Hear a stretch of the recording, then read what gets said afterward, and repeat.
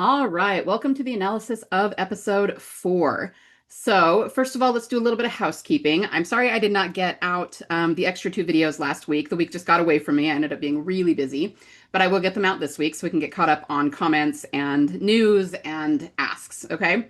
So look for those later in the week. It seemed like there was something else I was going to say.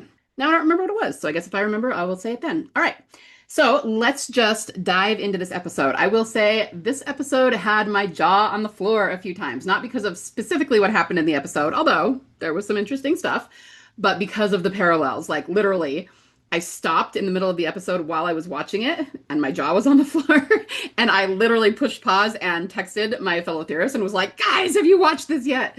Because there's just so much in it. So what I will say is that this is the still episode for the season, and by that I mean you can kind of see that the structure is like still. In this case, it is with Maggie and Louie going on a trip together, but it's just the two of them alone together, and it feels very much like still with Beth and Daryl. So with that being the case, and keeping that in mind, I'm sure most of you picked up a ton of the symbolism that's in there, but we're going to go through what I saw. So at the very beginning, we have them, we don't really know what it is yet, but there's a car driving on the highway, obviously going somewhere, going on a trip, that sort of thing. We realize that it is Louie. Then we kind of flash back to the hospital where this man has come in. He's hurt, and he has an inversion sprain. This reminded me a little bit of Beth hurting her leg in Still, I guess that would be Alone, right? Not exactly, but it's just kind of a little bit reminiscent of that. But what we find out is that he asks for pain meds, and Louie says, nope, we are out.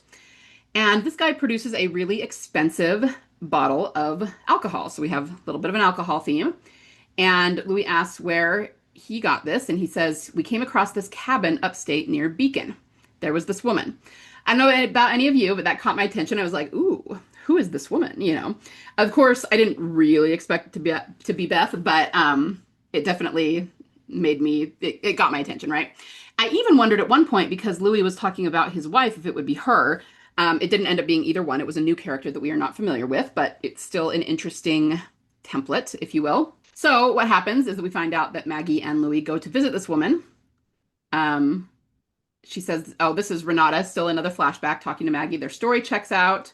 She says this woman can get her hands on just about anything as long as we have something of value to offer in return. And Maggie says, well, my job is to stay here and keep everyone safe. You're sending the only doctor away. And Renata says they have other people with medical training, but he's the only one who will know if the meds are legit. And that's true. Like, I understand not sending the only doctor away. You don't want him to get killed. And there's definitely a pattern on the show of the doctors getting killed.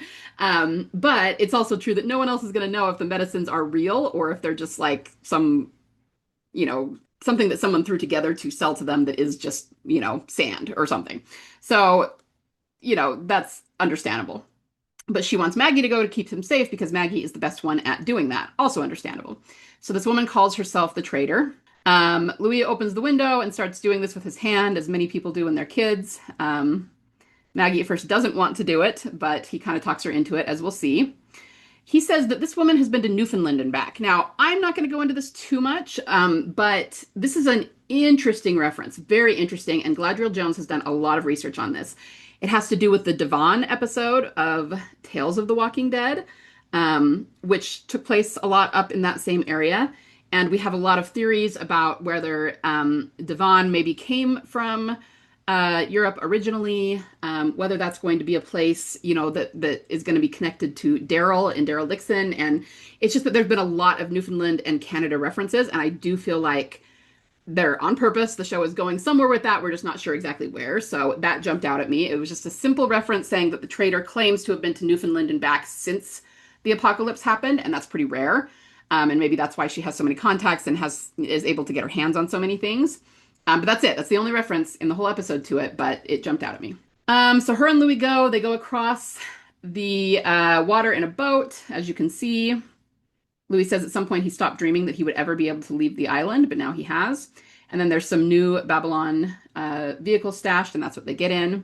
So then we go back to them driving again. The mission's the mission. Got to enjoy the ride. And so Maggie finally agrees and puts her hand out the window to do the same thing. It's just symbolic of what he said, enjoying the ride. not being so shut down and scared and being able to have a little bit of enjoyment, even if it's just this really simple thing, right? Then we see Negan and Maggie's people are building a wall to keep the walkers out. They're also, of course, rounding up more walkers to be energy. We also learned that this guy is from the Bricks, which means Maggie did bring her people from the Bricks to New York. So that's kind of interesting. He's talking to Negan. Um, he says Maggie nagged him into submission and he didn't want to watch monkeys juggle chainsaws. Here we go. Once she made it her pitch to move us from the Bricks, he said maybe we're safer and better off. They're just having this conversation. And then we of course, we get some Negan speak going on here, And what's funny, I'm actually really enjoying what they're doing with Herschel and Negan. Herschel calls him on it, saying, why would you say that? Why would you ever put those words together? And you know that that's the writers just having fun because they they make Negan come up with these just absolutely absurd lines. And they're usually really fun. Like, we like them, but it's like, yeah, who would ever think to say that, right? And so they're kind of poking fun at themselves and at Negan's character, but they're having Herschel do it, which is really fun. So I enjoyed this. And then you have Dillard making friends a little bit with Renata. If you think of us, right, looking at the birds, I've always wondered if crabs think fish can fly. Now, this is a goofy conversation, and it's kind of endearing on Dillard's part, but this is chock full of symbolism, right? We've got birds, we've got crabs, we've got fish. These are all symbols that we've seen before. And so it's not just a random conversation they put in. You could even say that about Negan's, even though he's being very Negan about it. I mean, Isabel was a nun, right? There's just all kinds of things that they are stuffing into this dialogue that are them dropping hints about things and putting symbols in. And Renata says, I don't know the answer to that, but I really like the way your brain works. And he says, I haven't been paid a compliment recently, especially not by a lady, so thanks. This guy is concerned about newbies taking up all the resources. He has a family to worry about. Then Negan and Herschel are doing this little like Legolas Gimli contest about who's rounding up more walkers, 24, and he says, you're 23, I'm at 24, but it's cool, you're doing great for your age. I mean Herschel can really be on a level with Negan when it comes to the verbal sparring, so I'm totally loving this. And he said, we've got the flip off here, and then Herschel does it back, you're a sparky little bastard. I was just laughing and just enjoying this whole part. And then Negan says, hey, I'm kind of proud of you that you are being that way. So kind of interesting. Then we get this crack here. And it's one of those things like I saw it, I noticed it, and then I completely forgot about it until the end, which I'm sure was by design. Then we have this thing where this guy who was complaining about using resources on new people he's not being terrible or unreasonable, but he's being a little bit less than, mature about things. He's saying, well, because we rounded up the walkers, we should get some kind of bonus. Which is like, no, everybody's doing their job. That doesn't mean you get more of a bonus for something, it's just like thinking like that is what gives people problems, right? But he's doing this. We do see him. This is kind of interesting because I do think the sequence, even though it's very subtle, is kind of a callback or a parallel sequence that has to do with resurrection. The first thing that caught my mind is that it shows him putting the key in the lock and turning the key to open the cage door. They're just putting in walkers. They're not putting them into the water yet. They're just holding them in cages so that they'll be there when they need them. We saw this specifically in Coda when it came to Grady. And this is where a lot of the key theories came from around Beth, right? Because several times when you had the police officers from Grady leading Rick's group into the building and then up to the hallway where the prisoner exchange was going to take place, we saw them putting keys in the locks and turning. And it's like, they don't have to show us that. Like, it's not like we need to know that they turned the key in the lock. When we see them in the building, we know they got in, right? But that's why it's a bit of a theory and a symbol that is recurring, right? So this just reminded me of that, the way that they're showing it. They're really focusing the camera on it and watching us having us watch them turn the lock. Then this walker who has this has got to be one of the more disgusting walkers that we've seen. He's got like basically a hump that gets stuck, and then this guy ends up in the cage with him. And this walker is so gross. He's slimy, and there's like pus coming out of him. And I was so grossed out by this walker. I was like, ew, so disgusting. And he's got this tongue. Ugh, gross. Anyway, this guy almost dies. Negan heroically goes in and saves him. And I guess I kind of expected that he would die. Okay, this guy was complaining. Now he's going to get bit by a walker. He actually wasn't, right? So Negan jumps over the fence and bashes the walker in the head and saves the guy, right? Okay, so this is a new scene. All I'm saying with that old scene is that we have the key, which kind of is reminiscent of them going into Grady. And then we have the walker, which could represent, the missing 17 days, the horde of walkers, and a guy that we really expected should die, but he didn't, right? Somebody saved him and he made it out. I feel like that's a little bit of a parallel to Beth. That's all I'm saying. Very subtle, not like a whole ton of parallels, sequences or images that we can point to, but I still feel like it was there because, I mean, the main reason is the key that it showed, but also, at least so far, like what was the point of that, right? This guy is not a big character. Maybe he will be. Maybe he'll be in more episodes. I assume he will be since he didn't die. And so maybe we need to kind of see where it's going to really understand why they put that in. But as of this episode, it seemed a little bit frivolous, which means it is probably symbolic. Okay, so then we have Renata offering Negan an apartment because she was impressed that he risked his life to save Fabian. It's the last apartment in the building. I want you to have it. Oh, so many Christmas references right here. Holy cow, Negan.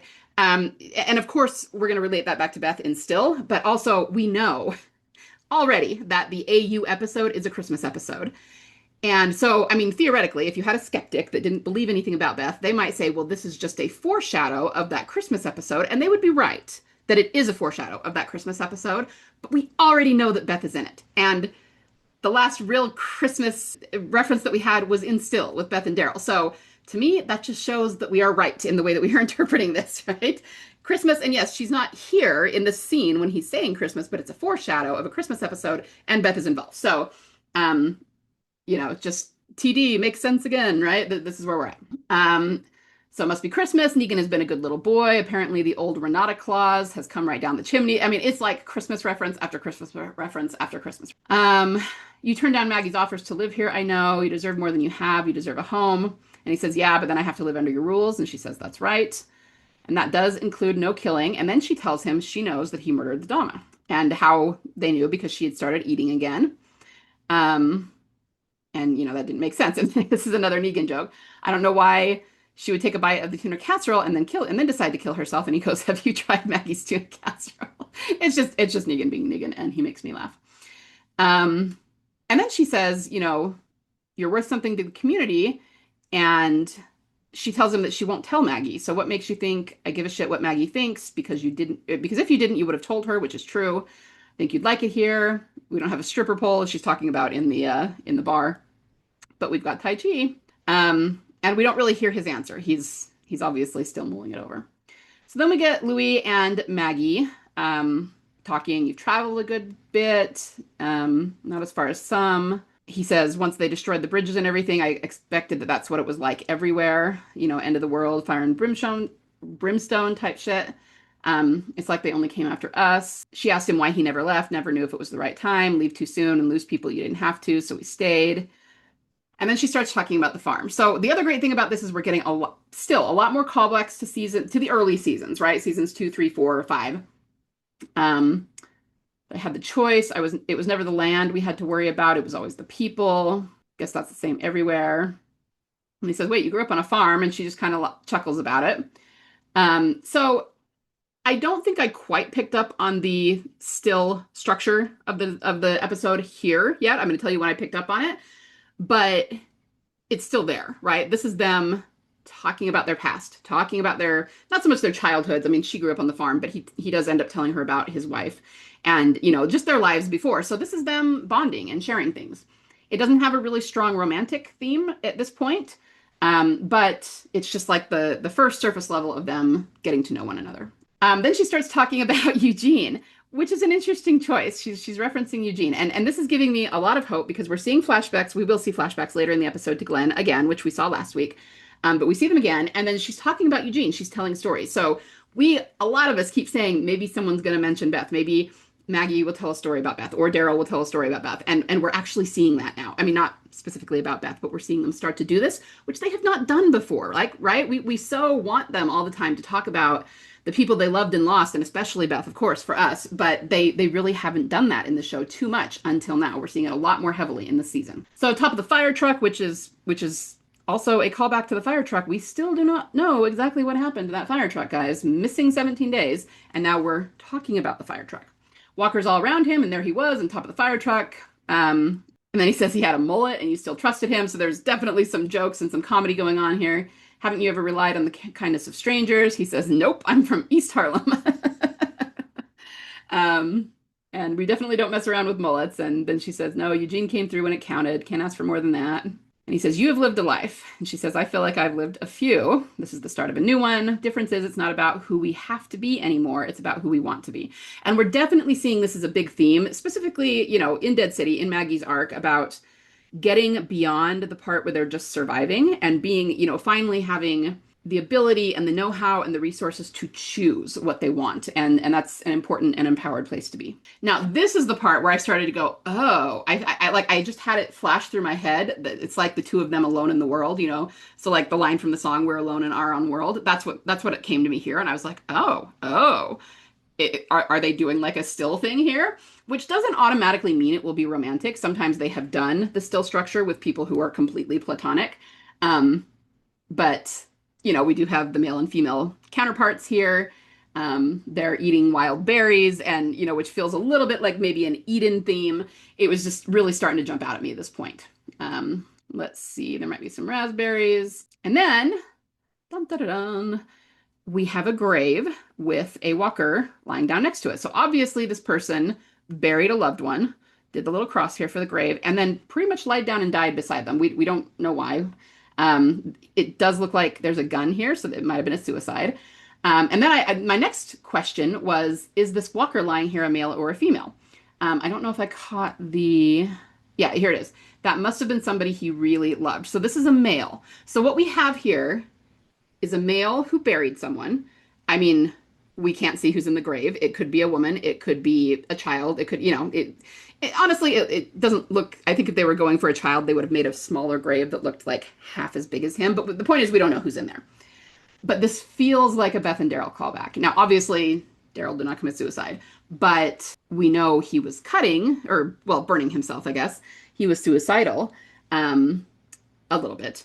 And again, I'm not even saying that this is necessarily meant to represent Beth and Daryl. Really, it runs parallel to Louie's story that he lost his wife, right? So, and of course, Maggie lost Glenn. So they've both lost significant others since the apocalypse started. And you can tell that this disturbs them to see this, and it makes them sad, because probably what they're thinking is either one of them might have ended up here, but for the grace of God, go I. And they kind of get depressed and go, okay, let's go. You know what I mean? It kind of disturbs them, but it still represents something where somebody lost someone and couldn't go on living.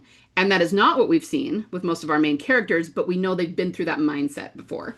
So really interesting image. See, he says, okay, let's get out of here. Let's get back on the road. And it's because he's probably thinking about his wife and that he felt this way, even if he didn't actually do this. So then we have this part where they're sitting here in the dark talking. And again, this just reminds me a lot of Still. In this case, they're in a car. They're not like on the porch or anything, but it's the two of them talking. And this is where they're going to tell each other stories in a lot more detail, right? So Maggie says, the other day you mentioned name, Marisol. She was my wife. And she says, I didn't know you were married. And he says she always drove. Now, there's your first clue that this does have a romantic vibe, only because Maggie was driving, he was in the passenger seat, and that was the setup that his wife and him always used when she was still with him. So he's thinking of her almost as a placeholder for his wife.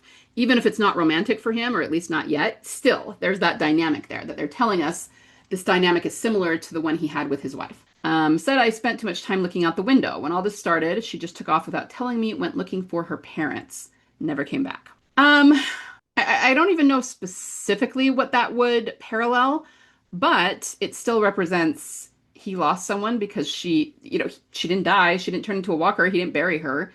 She's just gone. And he's going to use the just gone phrase in just a minute.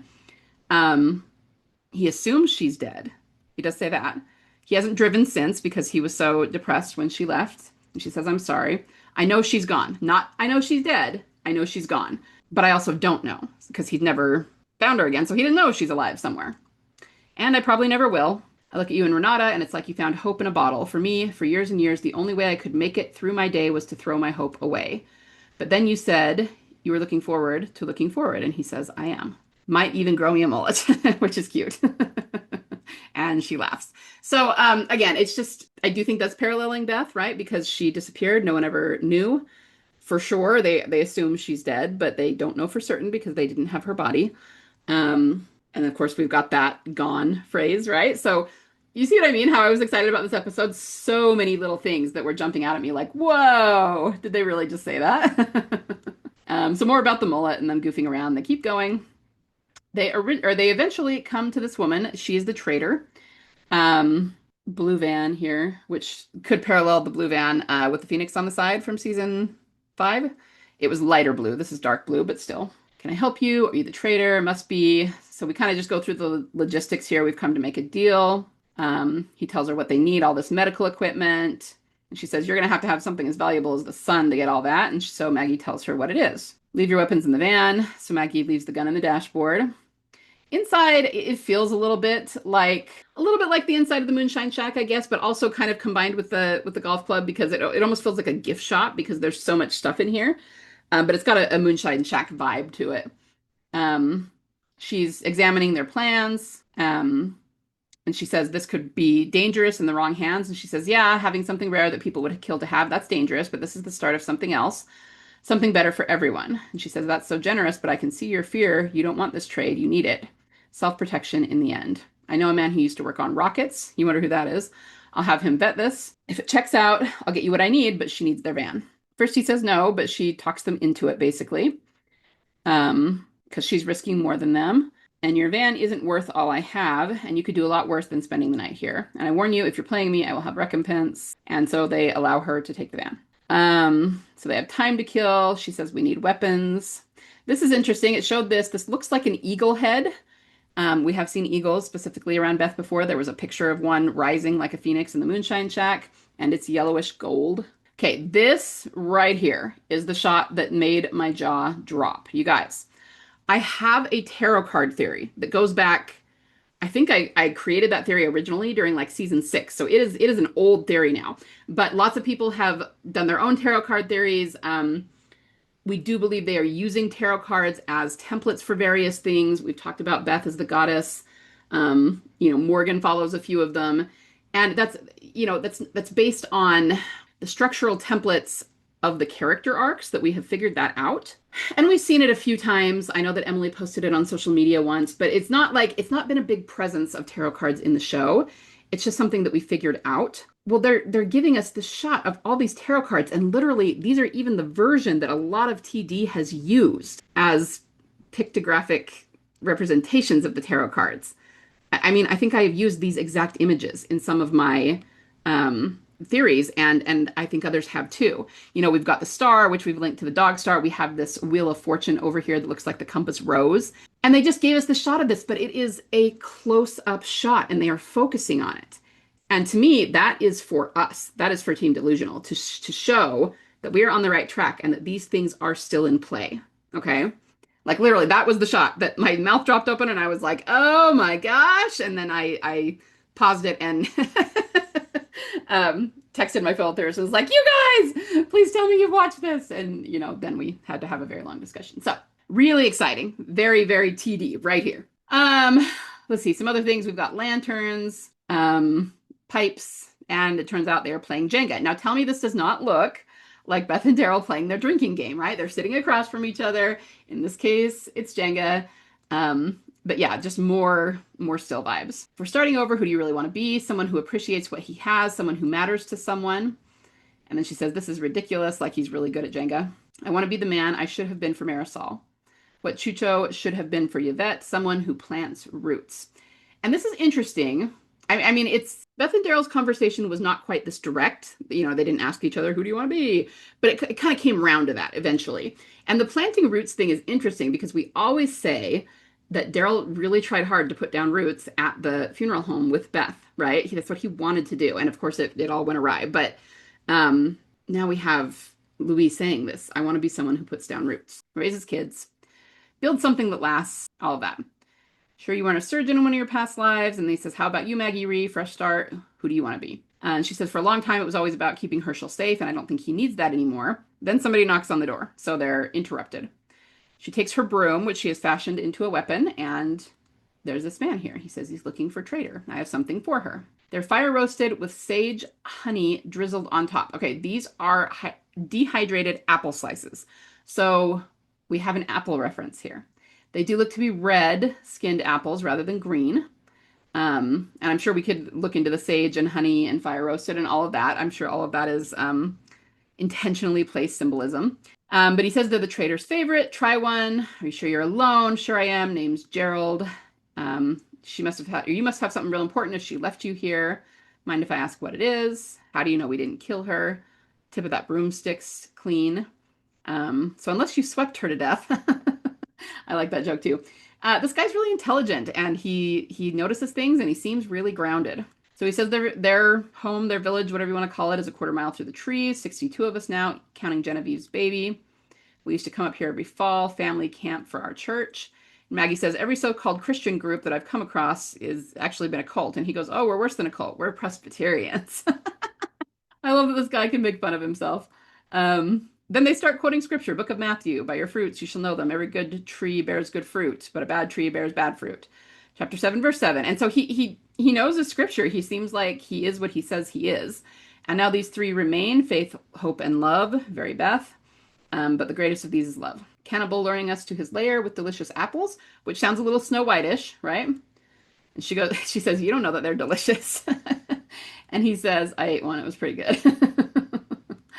I'm not sure exactly how I even want to interpret this apple reference, but I don't know. I guess we'll have to see where it goes. Like, we know what the apple references have been. It's definitely it was around Beth and Daryl, the apple references back in Coda in season 5. But we've seen them other places too, and they usually represent separation followed by reunion.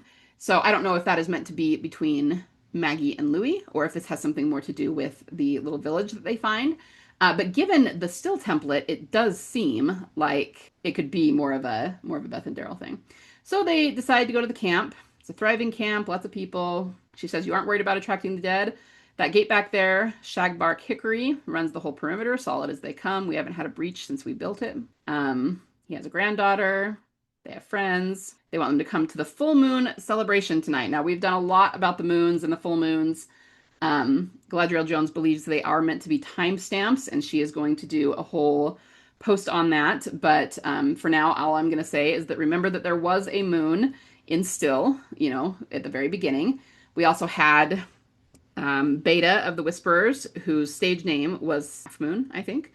And he was a singer, right? And Emily recorded a song, that we heard on the show. And it's just, all of it is linked to Beth in a really heavy way. Plenty of food. We'd love it if you'd come join us. Half hour ago, we had you tied to a chair. He says we had a rough start, but if Trader trusts you enough to let her into her home, why shouldn't we? Besides, what's the point of having something if you're not willing to share it? And Maggie says, I think that's exactly right.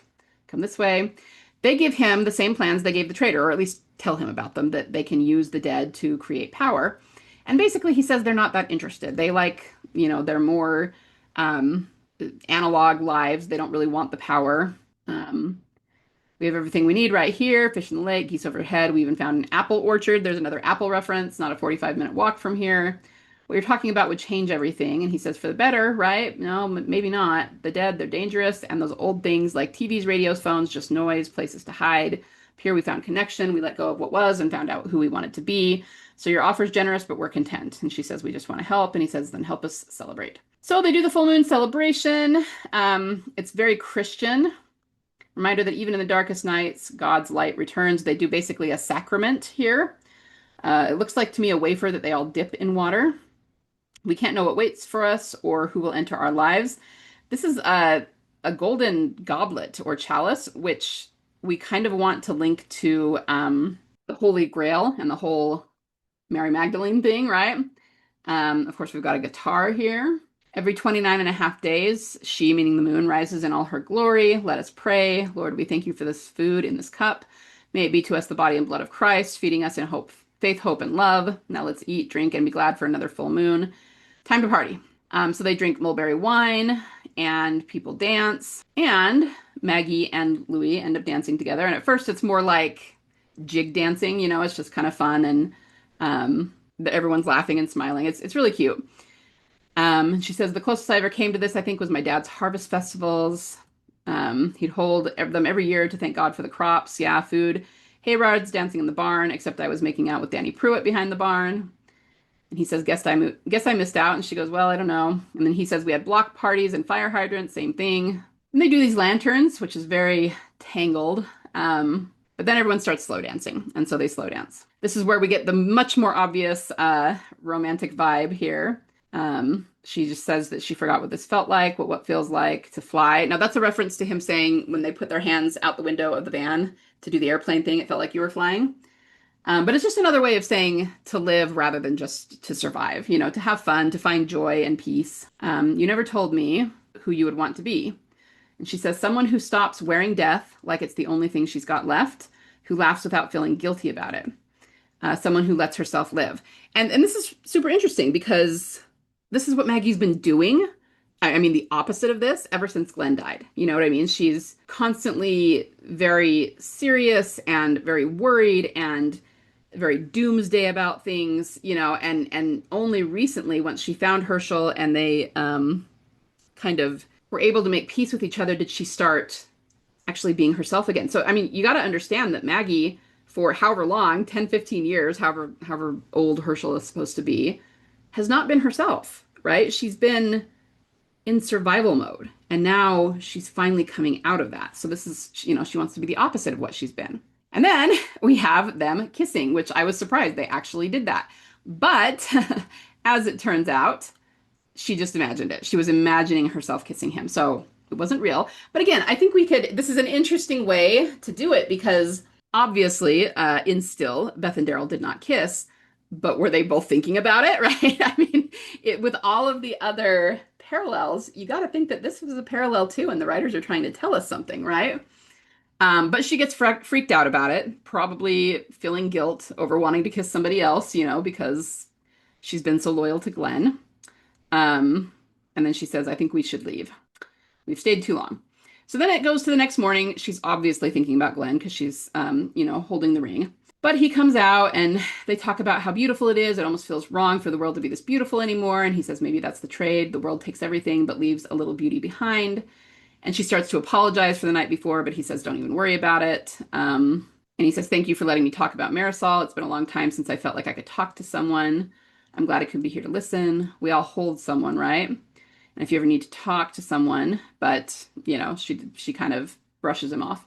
And then the trader returns, and because the plan's checked out, she has brought them a ton of medical supplies. Says it's fair trade. It's going to change everything.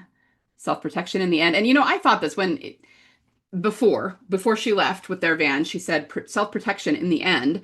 And she said it as though it was a bad thing. Like she was accusing Maggie of something like, oh, well, you're not really being generous. You're trading this because you need something. So really you're being selfish and thinking about self-protection. And it's like, I remember thinking, well, yeah, but that's not a bad thing. Of course you need to protect yourself.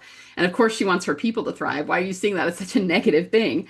But here she says it again and she smiles. Excuse me. So it's like, it's kind of changed, right? Gone from a negative thing to a more positive thing. And then Louis wants to drive, which remember he told Maggie that he hasn't driven since his wife left him. So she lets him drive. And dramatic music, you gotta love those subtitles. Meanwhile, back at the apartments, Negan comes to see Renata. She says, have you given any more thought to my offer about the apartment? He says, I gotta be honest with you. I'm embarrassed to say that it took me a good long minute to see through your bullshit. And she says, what? Your offer's not an offer, it's a threat. See, you don't trust me, and this is your cute little way of keeping your eye on me. I turn you down, and you can threaten to lock me up for killing the Dama. I mean, that's your next play, right? And smart of you to do when Maggie's not around. No one to take my side and talk you out of it. And she says, I made the offer when I did because I saw you save Fabian's life. You think I planned that too? I guess I could have made it go down. I blackmail you, threatened to put you behind bars. I actually could still do that. There's hundreds of us, only one of you. But she says, I don't work like that. My offer was genuine. It was me trying to be honest with you, me trying to find my way into actually trusting you. But now I'm wondering if you don't trust yourself to play by someone else's rules, which is probably true. That's actually very insightful of her. That or you're scared. If you're scared to get too close to more people, you might lose. Then Maggie and Louis return. How did it go? Got everything we needed and then some. What did we miss? Nothing. Same old, same old. And then there's rumbling. And it's like, oh no. You can't have a peaceful episode like this that ends peacefully. Obviously, the crap's got to hit the fan at some point. Do you feel that? And it feels like an earthquake. We've got walkers, they're trying to get in this cage.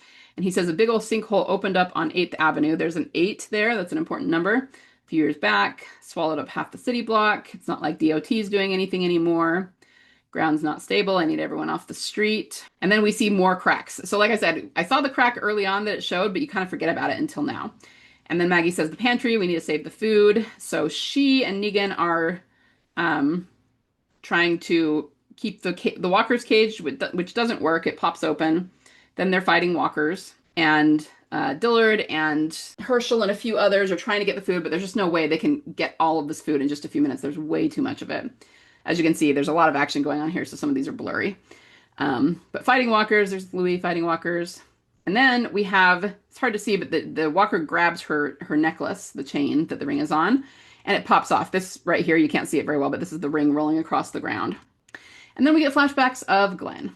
Like I said, we get more flashbacks. And Maggie still fighting the walkers. Oh, it's so sweet. And she says, my ring, I have to find it. So the ring rolls away and she actually dives into the middle of the walkers to get the ring. And Negan goes and gets her. And I don't think he says it, but you can tell he's going, what are you doing? But she's looking for the ring. And she, unfortunately, does not get it. The ring rolls away. Building's about to go. We got to move now. Can't eat if we're dead. Let's do what she says. Herschel now. Okay. Come on, let's go, let's go. And so this was just kind of an interesting sequence. You've got Maggie and Negan over here, and Herschel and the others go over here, and you actually just see the ground cave in between them. And you can, I didn't get the best shot of it. So this is, over here is the building they were in, including the pantry, which means their food might be okay, but they're going to have to dig it out. Down here is the subway. That's what actually caved in. So we're seeing trains here. And that's super interesting to me as a symbol. Like, they could have showed the road cave in. Everyone knows there's like tunnels under New York City, all kinds of tunnels, not just subway tunnels.